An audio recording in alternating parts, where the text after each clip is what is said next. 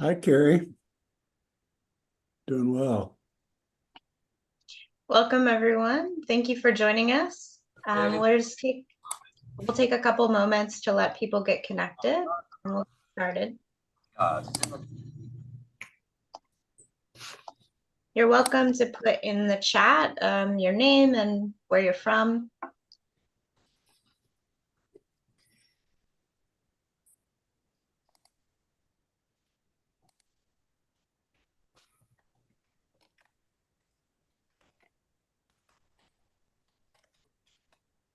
Hello to many friends.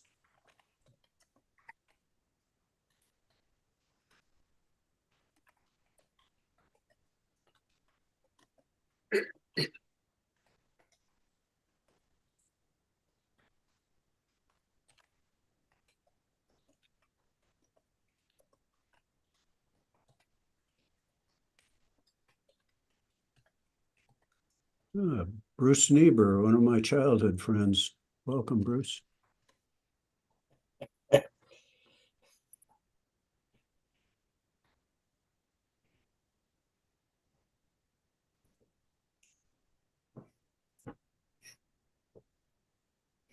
Okay, well, I think I'm going to start with the introductions, just to be mindful of everyone's time.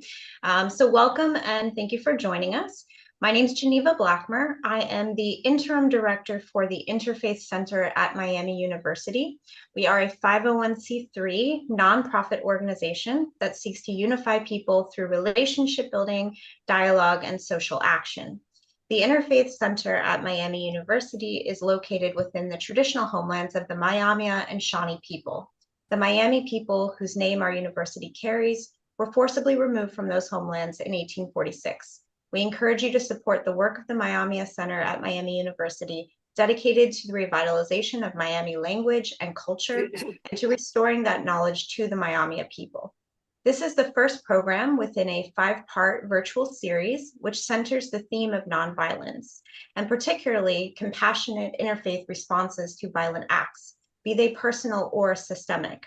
Today, we will explore 2 extraordinary responses to personal violence, resulting from acts of religious extremism. So now I will turn it over to my co-moderator, the Reverend Dr. Vern Barnett, who represents our co-sponsor organization, CRESS, and will introduce our speakers. Thank you, Geneva. I do lead an interfaith organization, proud of our work in Kansas City to uplift religious diversity. So I was shocked and remain unsettled by the murder of 3 Christians who happened to be on Jewish sites and were presumed to be Jews by the anti-Semite white supremacist with that murderous weapon. How do you respond to such utter wickedness? Mindy Corporon, whose father and eldest son were 2 of the victims, showed the community how. An entrepreneur and former CEO of a successful wealth management firm, Mindy was reaching the pinnacle of her career when 10 years ago, this day of terror and loss changed everything. Mindy's life purpose was transformed from guiding people financially to working for kinder communities. She founded 7 Days Incorporated to encourage schools, businesses, and communities to make a ripple, change the world. This nonprofit offers opportunities for learning and dialogue for people to know and appreciate each other. Mindy also created the organization Workplace Healing and the revolutionary Human Recovery Platform, guiding corporate leaders to strengthen their empathy muscle while preserving their organization's cultural and financial well-being when an employee suffers from a life disruption. Mindy certainly knows about that. An inspirational speaker and the author of Healing a Shattered Soul, published in 2021, Mindy shares the story of her family's struggle, the support of the faith community, and her commitment to courageous kindness. Not long after I came to Kansas City in 1975, I asked Bill Tammeus to address my Rotary Club because I admired his writing and particularly his understanding of faith from reading his columns in the Kansas City Star, where he worked almost 36 years. Bill was a member of the Star staff that won the 1982 Pulitzer Prize for local reporting.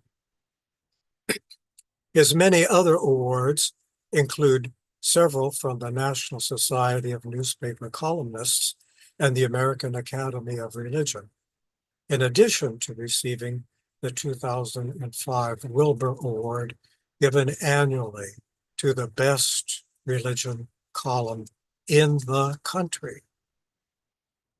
Since 2004, he has written Faith Matters, a blog. He also writes columns for Flatland, the digital magazine of Kansas City PBS. And until recently, he wrote for the National Catholic Reporter and the Presbyterian Outlook. His sixth book, The Value of Doubt, Why Unanswered Questions, Not Unquestioned Answers, Build Faith, was published in 2016. Bill is an elder at Second Presbyterian Church here in Kansas City and a cherished teacher in many religious circles.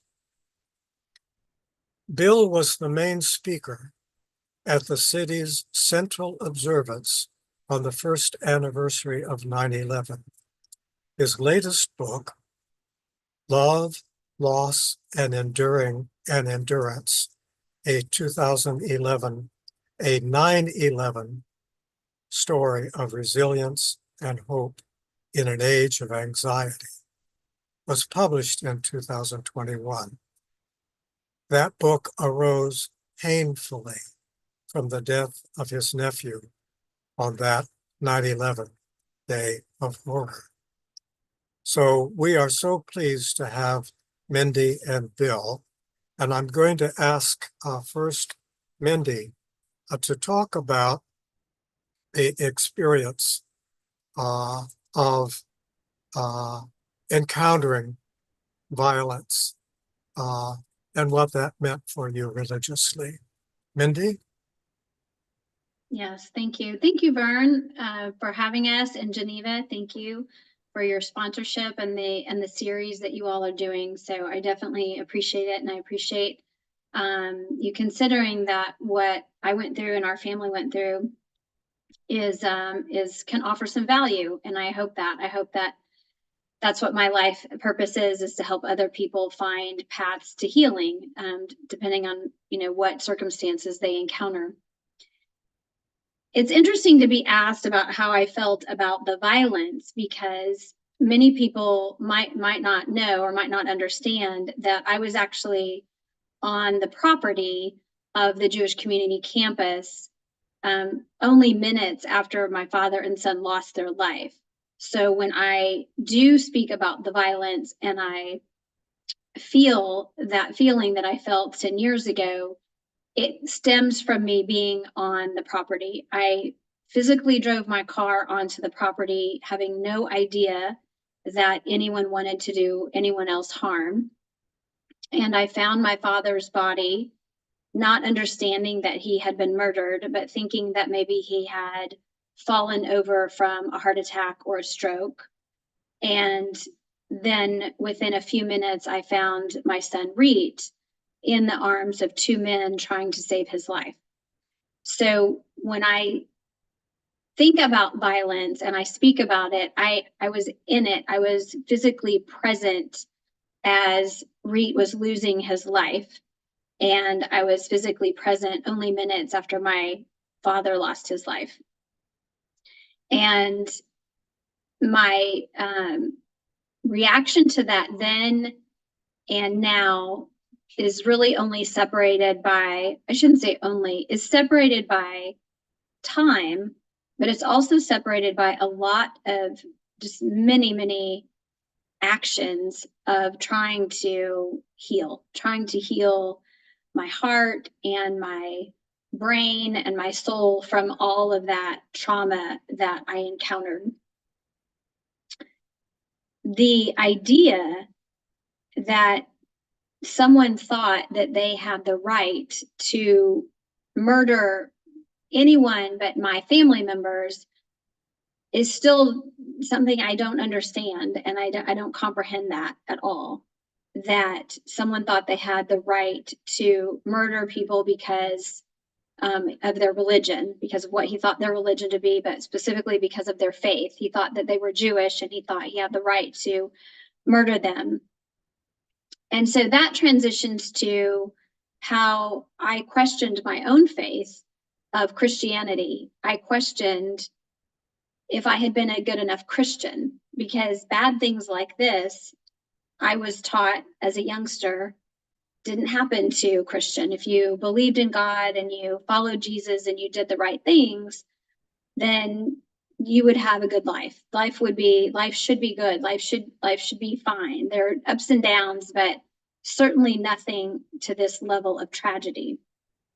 And with all of that in my face, with the visualization of my father's body, the visualization of Reet, and then being told within an hour and a half that he had lost his life. And then subsequently, everything that our family had to go through to keep our younger son alive. So we then had the three of us at home, and we had to fight to keep him alive. He was suicidal 2 years in a row. So violence doesn't end in one setting.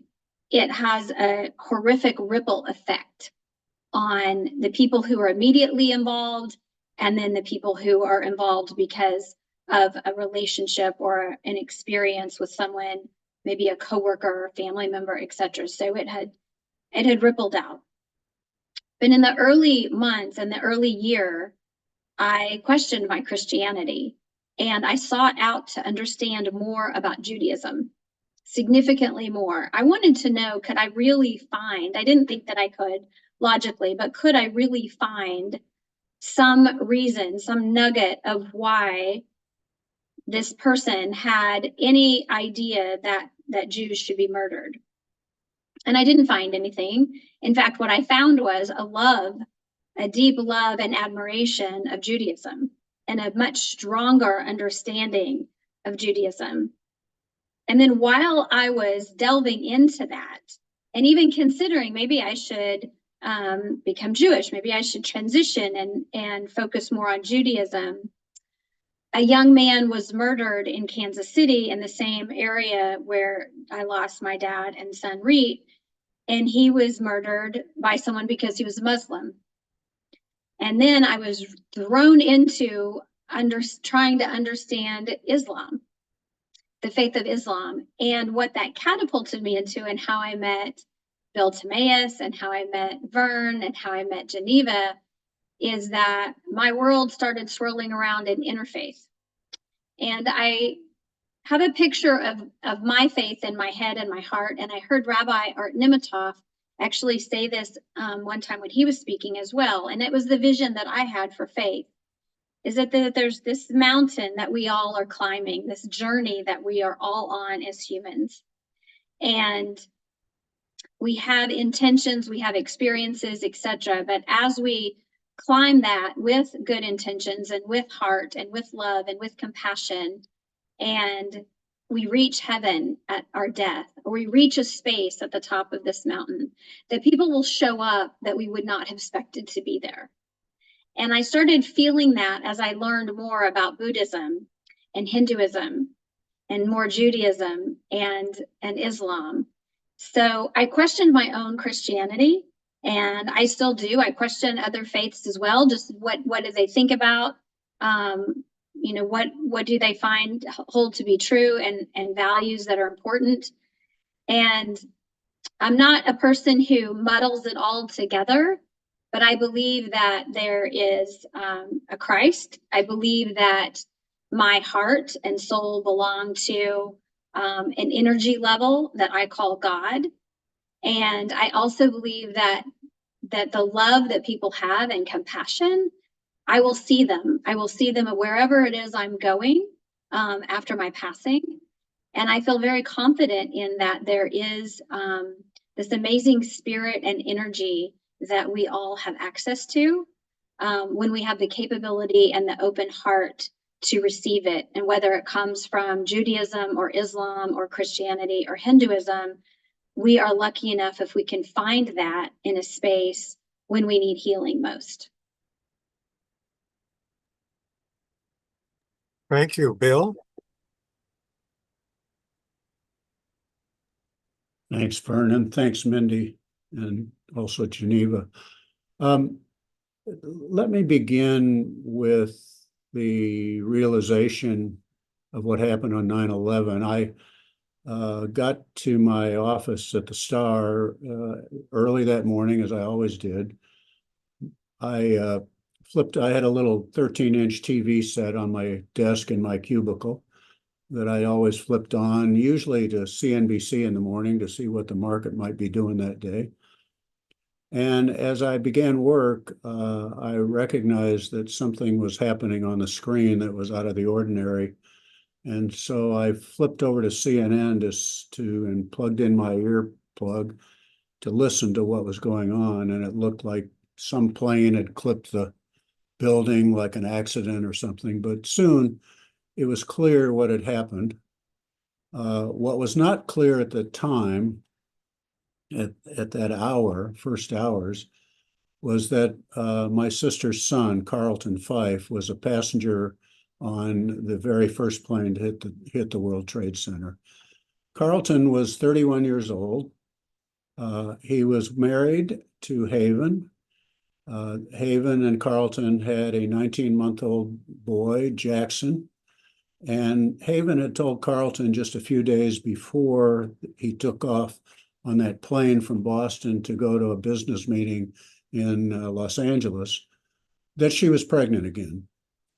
And so there's all of this family dynamic stuff going on.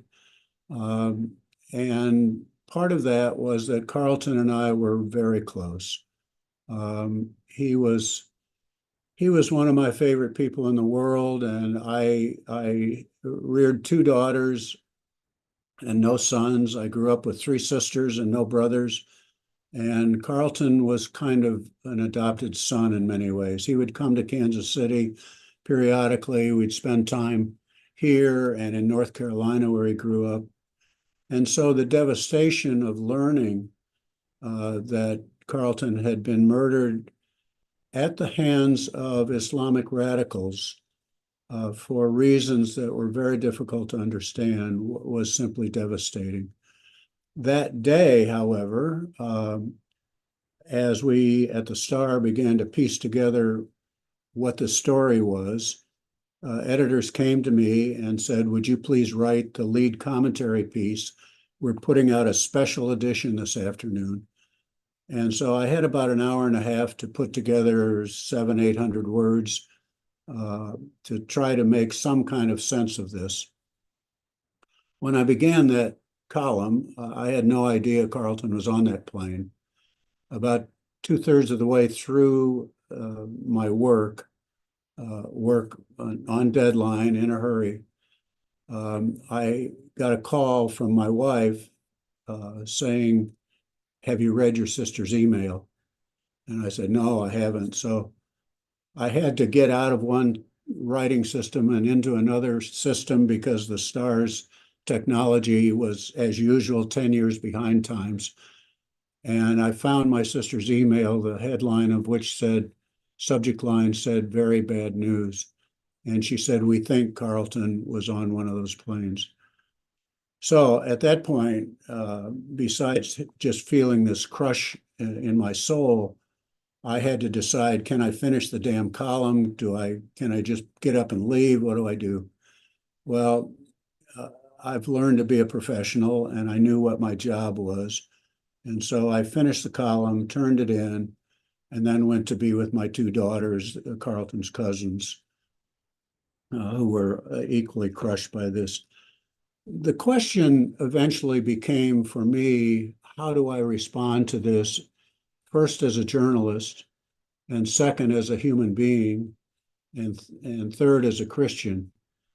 And my original answer was that as a journalist, my job is to help readers understand that the people who did this badly violated the foundational beliefs and practices of Islam, and that this was not a representative of what Islam is about. So in the process of helping readers understand that, I took a trip with other journalists to Saudi Arabia, Egypt, and Uzbekistan in 2002, and wrote several pieces from there, trying to define and describe the internal battle for the soul of Islam. The other thing was, how do I personally respond? And it seemed to me that because I was full-time at the Star, I could not serve on any boards because of rules about conflicts of interest. You don't write about boards you serve on, so you don't serve on boards. But when I took formal retirement a few years later, I said, now is the time when I will have an opportunity to channel some of my anger and grief into some redemptive work. And I eventually became a board member of the Midwest Center for Holocaust Education and the anti-Semitic work it does. I'm still on that board. Then I became, at Mindy's request, a member of the board of the 7 Days organization. My service on that board is about to end, but it seemed to me that that was a way that I could respond in a way that would be promoting important generative values versus destructive values. I also wrote this book that you mentioned, Vern, Love, Loss, and Endurance, in which I tried to explore the question of how people got sucked into extremism and what we might do about it. One of the reasons for my doing that, let me say in wrapping up here, was something my sister Barbara, Carlton's mother, said at Carlton's funeral. She got up and spoke, much to my surprise. And one of the things she said was this. She said, I want to say something to the mothers of these terrorists. And that's this: if you love them as much as I love my son, I also feel for you, and I know where your hearts are. And I thought to myself, my God, where did that come from? And so Barbara gave me the kind of requirement almost to respond in a similar way when I could. So that's what I've tried to do in various ways. And none of it replaces Carlton, as none of Mindy's work replaces Reed and Bill Corporon or Terry Lamont, the other Lamano, the other person murdered that day. But we know we can't replace them, so we do something instead. And that's how I've tried to approach that.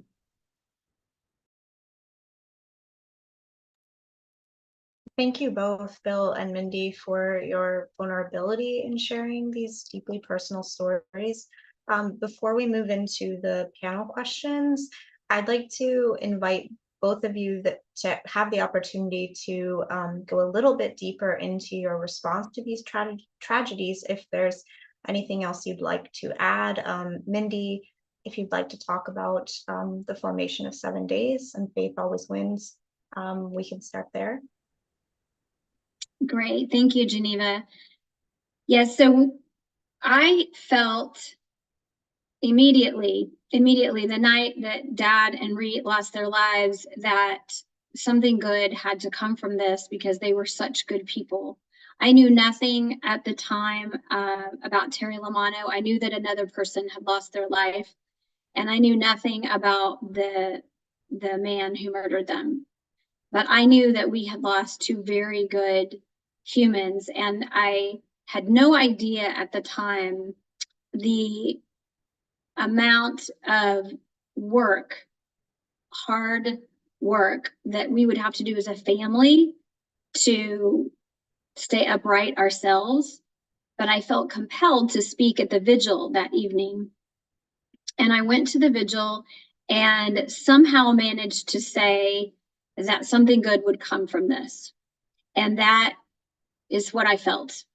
And I believe that I was led there by my faith. I believe I was led there by God. I don't even know whether I would say my faith. I would say I was led by this inner spirit that was telling me what to do and where to go and what to listen to. And I felt very raw. Within several months, I was contacted by a member of the Jewish community, and it was discussed that there would probably be a memorial or some commemoration within a year's time to commemorate the murders that happened on April 13th. And did I want to be part of that? And really, that was all I needed to hear. And we started an event at that time, and we ended up calling it 7 Days. And the name of the foundation that we started was called Faith Always Wins Foundation, because many people knew that my faith was what was helping me continue to get up every day and walk through every day. But we changed our name, Faith Always Wins, to 7 Days, because the activity 7 Days, Make a Ripple, Change the World, is about each one of us having a responsibility to have ownership of how we respond to others, have ownership and care in how we hear how others speak to us, and then how we respond and in what way do we respond. And our inclination is that we want people to respond with kindness as often as possible. Sometimes even if you have to do it through clenched teeth or biting your tongue, but to respond with the idea that whoever was feeling against you or thwarting you or verbalizing in a way that seemed too much or obnoxious, that you would think, surely they have good intention. I'm going to turn this around and be curious and try to respond to them in kindness. So 7 Days has been an active 501c3, and we have a kindness youth leadership team. So I'm also a strategizer and a leader, and I've been an entrepreneur, and I looked at what Faith Always Wins was doing, and we were doing really great things by teaching people about what Islam really is, the difference between the Sunnis and the Shias, what Judaism is, what do Hindus believe. We were doing a lot of interfaith work, but we kept speaking to the same crowd. It's probably all of you, and the people that wanted to hear then are the same people you all are here, and it's wonderful. Who we weren't speaking to are the youth, the students in schools who really need to understand, well, what can I do when I feel like I'm being bullied or I see someone being bullied? And maybe they don't ever see kindness at home. And if they don't see kindness at home and they don't see kindness at school, then where are they going to find it? So 7 Days has focused for the last 9 years on creating a kindness youth leadership team, and we mentor kindness and philanthropy. We mentor them in leadership, and we really help students, high school age students, understand how to become adults in a kind world that they are going to create. So that's where we've been spending our time, and I'm very grateful that Bill has been a board member and helped us lead to the path where we are now. I think I was just on a meeting yesterday, and we should have about 100 applications for this year's Kindness Youth Leadership cohort, and it lasts from September to May. Again, that's where I'm focused on making sure that something good happens from the fact that hate is what took my dad and son and Terry Lamano. And, you know, if I can help people, if I could help that never happen again, that would be fantastic. And I know that that's very Pollyannish, that likely is not going to happen, but it might one day if the new generations are leading with kindness. Thank you, Mindy, so much for sharing that. It's very inspiring. Bill, is there anything you wanted to add about the impact of your book? I know you began talking about it a little bit. Just a couple of quick points. One is Mindy mentioned speaking at a prayer vigil the very night of the murders at the Jewish Community Center and at Village Shalom. Earlier that day, two friends of mine, one an Episcopal priest and one a rabbi, called me and said, "Would you help us organize a prayer vigil tonight for this?" And I said, "Yeah, let's do that." So we put that together, and they even asked me to say a few words at it. And after I did that, I sat down, and who shows up but Mindy Corporon, and I was just astonished and that she not only was there but wanted to speak. And those were very healing words and inspirational words for a lot of people, including me. And what gave you the strength to be there, I'll never know, Mindy, but I'm glad you were.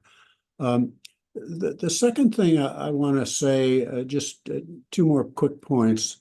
The second thing is that I've been an active member of my church, Second Presbyterian in Kansas City, since the late 70s. And as such, I try to live my life in ways that reflect the values that Christianity teaches.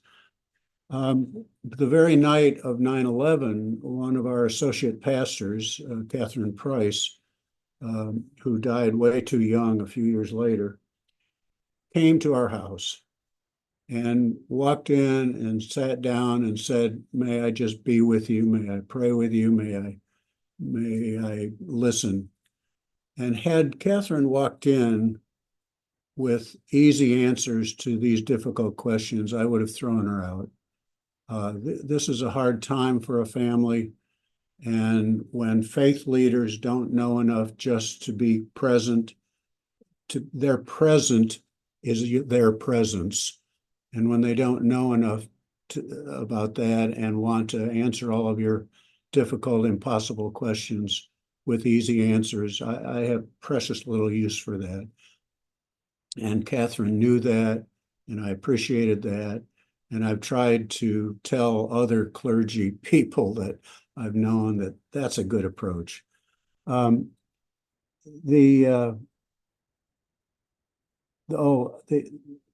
third thing I just want to quickly say is that 9/11 traumatized my entire family. It broke up relationships within the family. It made it difficult to be together as a family. One member of Carlton's family did not want me to write the book I wrote, whereas Carlton's widow and mother really wanted me to write the book I wrote. And so I was torn by that, but I felt a professional obligation to write the columns I was writing for the Star about this matter and that book, because as far as I knew, I was only one of two professional journalists who lost personal family members in the 9/11 terrorist attacks. And the other person, it turned out, was Mike Casey, who was working at the Star at the time. I've never heard of any other professional journalist who had that story to tell. And thus, it seemed, Mike, by the way, had a cousin who was killed in the Pentagon that day. And it seemed to me that if that story of personal loss and so on was to be told by a journalist, I was the one who had to do that. And so I took that upon myself, and even that decision has at times created problems within my family. But there are things you feel you have to do and you do them. And so that was my approach. Thank you both. Um, I think all of us are just astonished at how creative both of you have been in doing something important, critically important, after the horror and loss that you experienced. You have to have wondered, with all of the effort and pain that you put yourself through, about some kind of judgment or measure of how effective your efforts were. What kind of feedback have you received? Do you think that your success was due to your personal engagement and experience, or because of the organization or literary efforts that you were able to give to the community? Mindy, we'll start with you again, please. Well, I would say that my experience as a leader professionally has always been to put smarter people around me, and to gather committees, to gather people who have a variety of ideas. So while the tragedy happened to me and my family, and I gave permission, so to speak, for us to have an event and an activity, and I gave some guidance on what I thought would be good, when the whole time I've created a board of directors, every time I've looked for new board members, part of the interview process is to let them know that I do not want yes people. I want people to stretch the idea and make it way past the violence that happened in the parking lot at the J or at Village Salome. That's the reason that it was started, but that is not why it still exists. So I will share a story that's a really good example of the efforts that we've put together and how well they've happened. So 2 summers ago, I was not really invited, but I was in town and I went to a high school graduation party. So they didn't know I was coming in town. But I went with one of our team members, Jill Anderson, to a Kindness Youth Leadership Team members high school graduation. So it's a young woman. Her name is Emily, and Emma. And I went to her house. So they didn't know I was coming. They didn't expect me, but they expected Jill, and we showed up together. And when I walked in the door, Emma's younger sister, Sammy, was also a member of KYLT. And they just were in shock and in awe that I was there, because I don't live in Kansas City. So there I am now in their house. And then this is the piece I want to tell you. They introduced me to their mom, and she broke into tears. And she said, "You and 7 days saved our family." And of course, at the moment, I'm thinking, how on earth did 7 days and I save their family?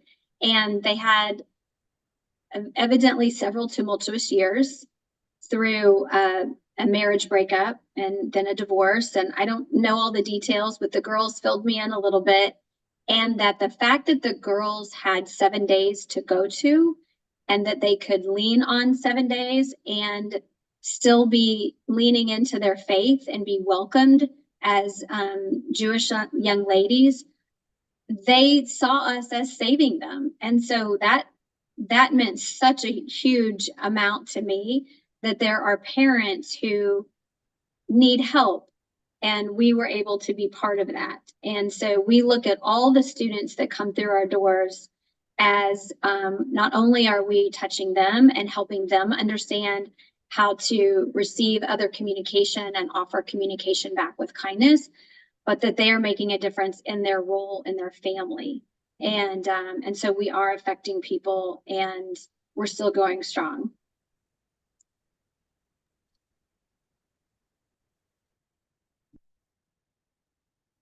Let me make a couple of points in response to the question, Vern.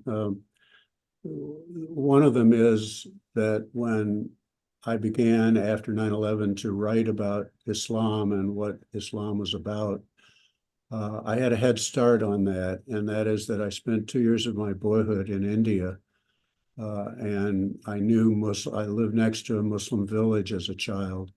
I knew Hindus and Sikhs and Jains and so on.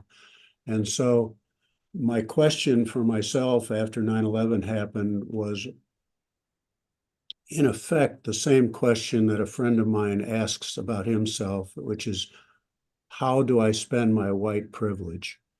And how do I spend my boyhood privilege of having been introduced to all of these other faith traditions? I was no expert in any of them, but I read, I learned, I got to know the people people who could help me understand better. And so any success I've had in helping to spread the message of kindness or of anti-Semitism or of nonviolence begins with the people who help me understand that. Another point is that the book I wrote, I've had good response to it, but the response that I think has made more difference is that it has led to people inviting me to talk to their faith community groups, churches, synagogues, whatnot, about all of this. And it's given me a platform to say some of the things that I want to say.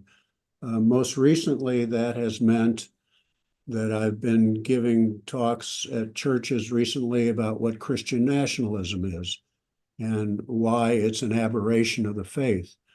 I've been with Yvette Walker, who is the editorial page editor at the Star.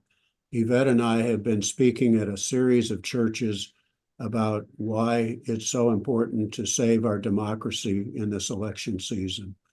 And so my writing has opened up invitations through which I've been able to share some of the values that I think are core to my faith and core to my life. It has meant that I didn't just write a column or write a book and let it drop out into the world and then personally disappear, but I've followed, my body has followed, I have embodied what I've tried to write about in personal ways. And today is another example of that, I think. Thank you both. Considering your breadth of interfaith experience and the unique context of religious extremism that led to both of these tragedies occurring, I wonder, do you believe there's something distinct about religion that leads some people to violence? And Mindy, we can start with you.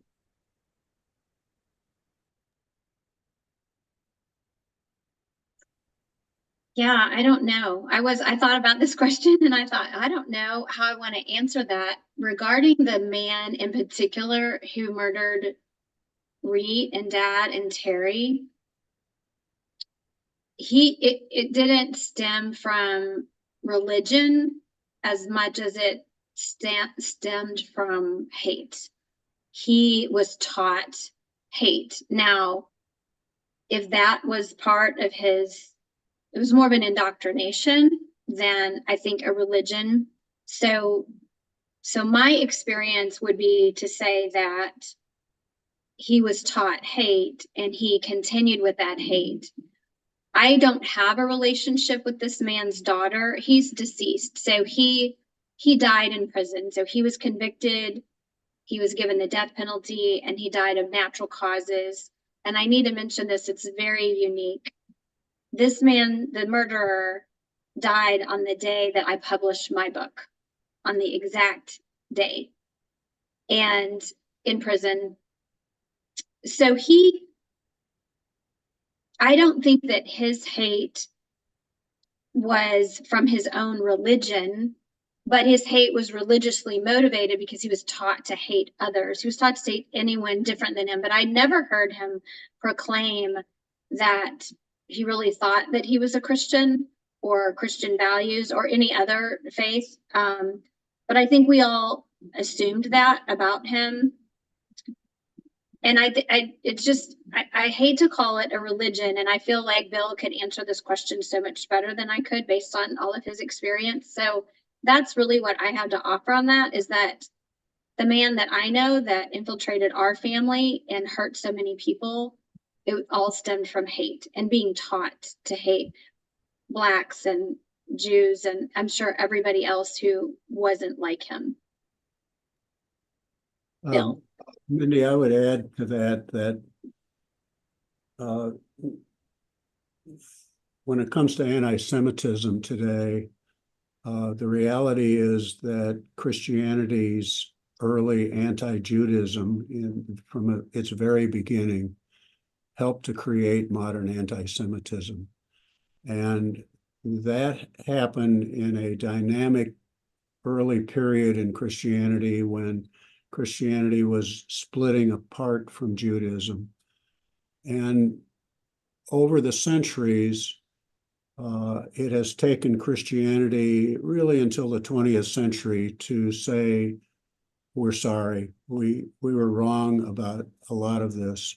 But the anti-Semitism that grew, modern anti-Semitism that grew out of Christian anti-Judaism, by then was deeply embedded in culture after culture after culture, and it's still a problem. So yes, the faith, there is something about particularly the Christian faith that led to today's anti-Semitism. But beyond that, a point I tried to make in my book called The Value of Doubt is that the opposite of faith is not doubt.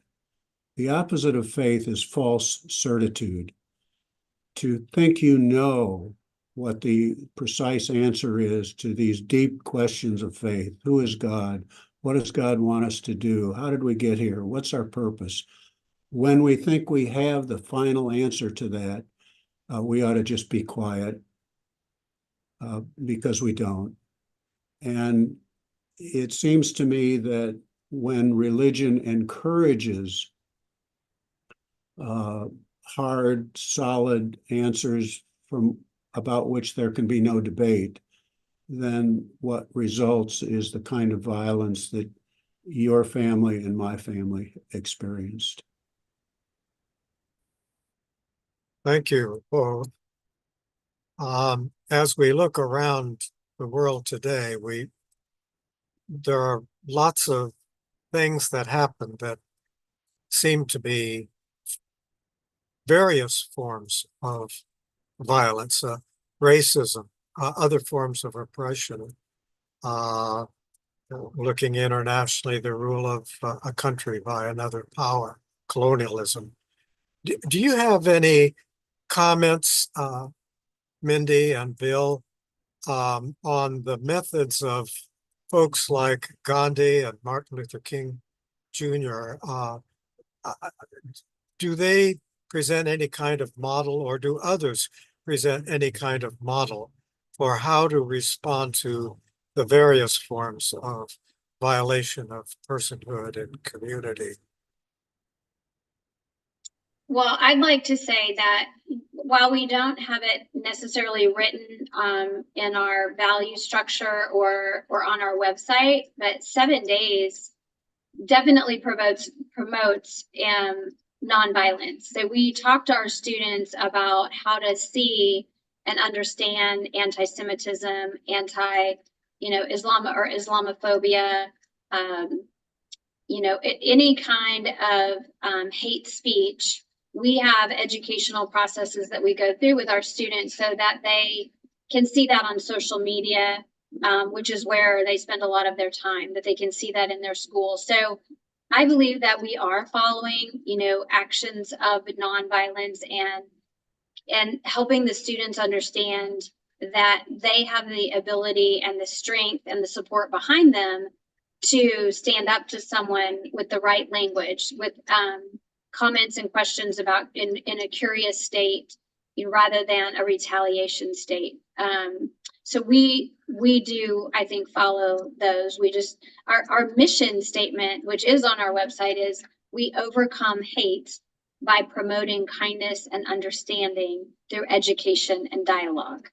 So in that sentence itself, we are proclaiming that we follow, those same thoughts from Thurman and Gandhi.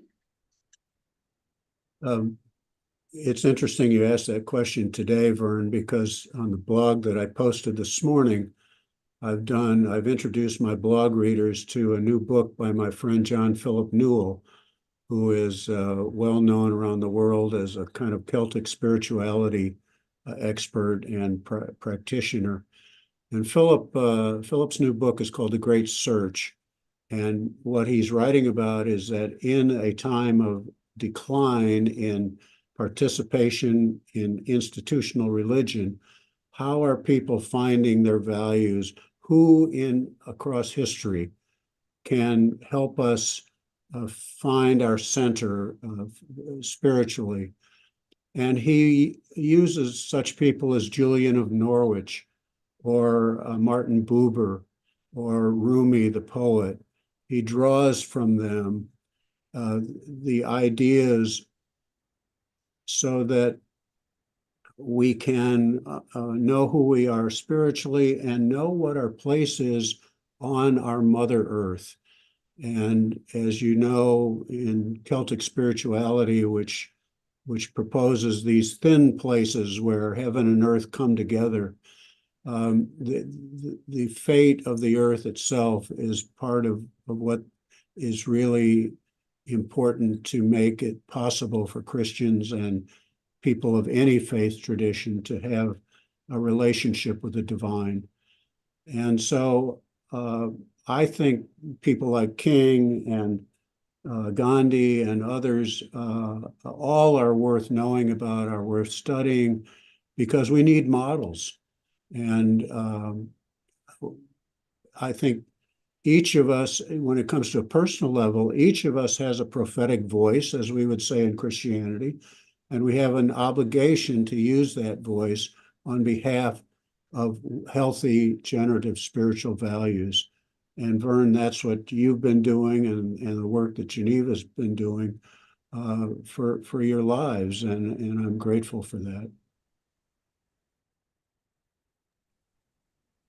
Thank you both for those responses. So moving into our final question, and then maybe we can take one or two questions from the audience if we have time.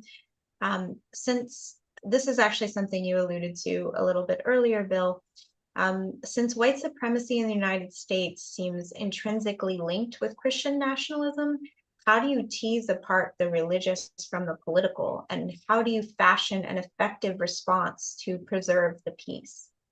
And again, we can begin with Mindy. Thank you. Yeah, I was thinking about this question and how to answer that. So something that I say often to students who have fear about their lives, about, they know that this boy, 14 years old, showed up at a Jewish community center for the purposes of a singing competition and saw his grandfather murdered, and then saw the gun turn on himself and then lost his life. So when I talk to students about violence and their fear and them going out into the world, I let them know that there are so many less people who want to harm than there are people filled with love. And while we need to be conscientious about our space and where we are and in safe places and with people whom we know, there are many, many, many times in our life when we just cannot be, and we're just going to be in situations where something could happen.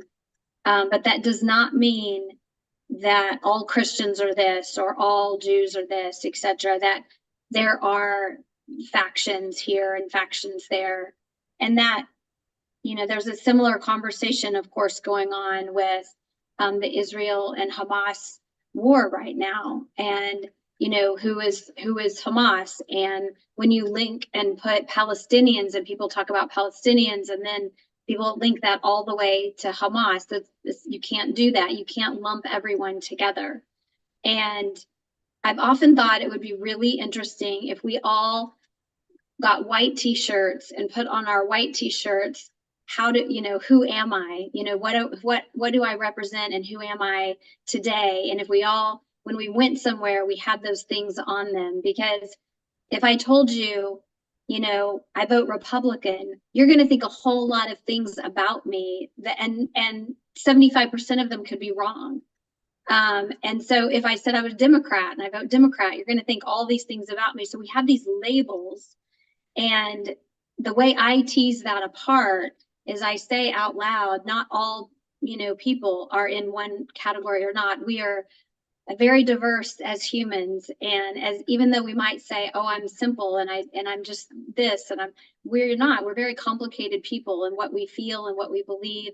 And I think we also have the right to be that, and to ebb and flow. I mean, it has taken me years to be able to self-soothe after having such a tragic event happen.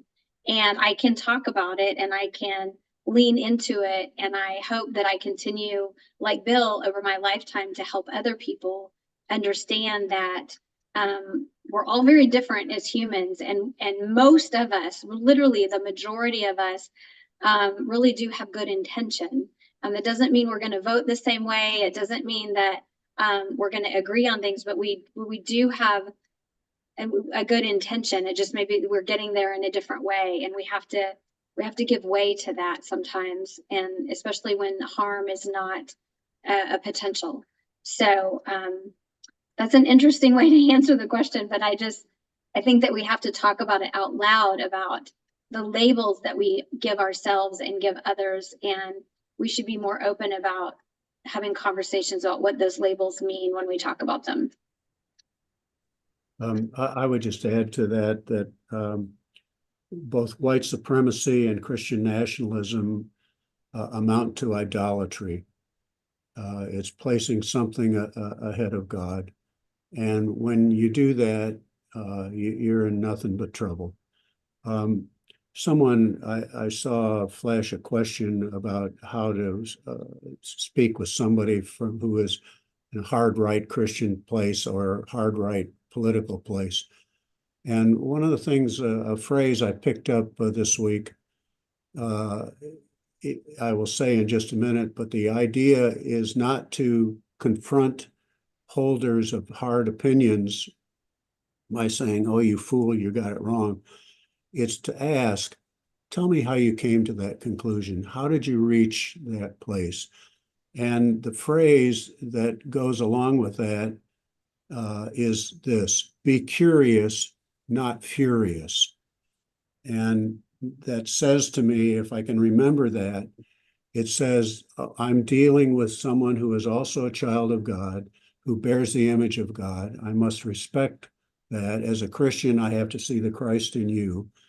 And so I don't want to go in slamming and saying, what a stupid damn thing to say. How can you believe that?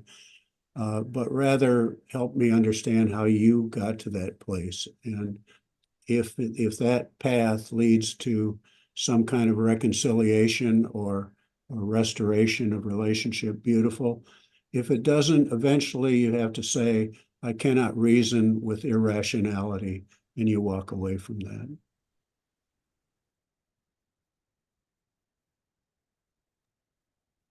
I do see one other question in the chat. That's actually in regards to Hindu extremism, I believe in an Indian context. But I think this question applies more broadly when encountering any kinds of religious extremism. How do we respond while we feel that maybe our life is under threat or under attack? I don't know if either of you. I would say it can be very dangerous for you if you want to respond during a time when you think your life is under threat. I mean, if you absolutely feel like you have to respond, maybe that is not the time to respond. Maybe there is a better time to respond. And if you have the opportunity to wait, I would choose that. If you're under threat, I would just remove myself from that if possible, physically, rather than try to calm someone down with words, because once you're under physical threat, people aren't going to listen to you, what you have to say. So I would remove myself from the situation. And then in a situation where you have the opportunity, if you do, to go back to them, that person or people in particular, when you're not feeling like you're under a physical threat. If I ever felt like I were under physical threat, I would not try to talk my way out of it. I would physically remove myself from the situation. I know what can happen when someone has a gun and is angry. So I'm not going to stay in a situation where that could happen to me. Let me just add some advice from my friend Rabbi Mark Levin, who says in any of these situations, look for the peacemakers, find the peacemakers and support them. You yourself probably cannot intervene in a dangerous situation and make a difference, but there are people who are trained to be peacemakers, who know how to work for restorative justice, for instance, and look for those people and support them. And I will support Alan Edelman's hand being up. Yes, Yeah, Alan, we welcome your question. thank you all very, very much for this very inspirational and really important discussion and your personal sharing, a difficult sharing. I recently heard a Christian who resented very much that these nationalists have attached the word Christian to their behavior. There's nothing, in their opinion, Christian about it. And of course, we all know that Christianity, like Judaism and Islam, have very, very wide perspectives on, unfortunately, peace and violence. And my Muslim friends resent very much the term extremist Muslims, as if, all Muslims, I have great difficulty with some Jewish people living in the West Bank not abiding by the Torah's commandment to love the stranger because you were strangers in the land of Egypt. So we all have our extremists, but I think we have to remind people that this behavior is not normative to certainly to any of the Abrahamic faiths. And in some ways, just like in some cases, we need to take back some patriotic comments as if one party owns patriotism in this country. So just wanted to add that. Thank you, Alan. We have one last question from Becca. How do we inspire the youngest minds and raise them to understand harmful effects of the feeling of hate? What advice can you offer parents who want to purposefully raise children who stay away from violence? And I'll give a quick answer and turn it over to Mindy. Have your kids join 7 days. Mindy? So I answered in chat as well, be a good model for them, as good of a role model as you can be. And when you're in a grocery line and you're angry, you can't show it. You gotta give love. When you're driving a car, you can't have road rage, things like that. So you all know as adults that our kids and grandkids watch what we do and how we behave and what we say. But 7 Days does have resources on our website. And so the tab, I'm not looking at it right now, but the tab, I believe, is resources. And then we have school, business, and home resources. We also have bookmarks, and I'm trying to think if the bookmarks are available on the website.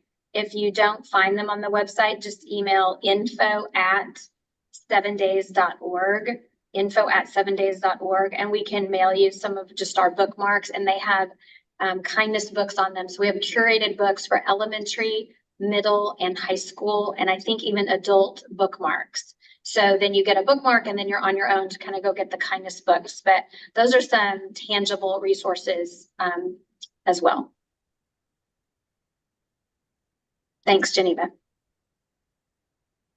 Thank you. And I just want to say that I'm happy to email all of the participants with any of those links and resources that you just mentioned. And Bill, if you have anything that you think would be useful, maybe some information about your book, I will send all of that out to everyone later today or whenever you're able to get those materials to me. So I think we're about 7 minutes past the hour now, so I just want to be mindful of everyone's time. We were trying to keep this at an hour, so I think we will wrap up. I just want to say thank you so much to Bill and Mindy for being here with us and sharing your stories. This was wonderful. Thank you to Vern for being my wonderful co-moderator. And additionally, as I mentioned earlier, this is the first in a 5-part virtual series on nonviolence. So the next one will actually be on September 11th. And it's in partnership with the Charter for Compassion. And the topic is compassionate responses to systemic violence. And we will be looking at their model for building compassionate cities. So I encourage you to register for that program as well and to continue joining us for this series. I open the floor if anyone wants to add anything else, Mindy, Bill, or Vern. Well, one last thing before I run away.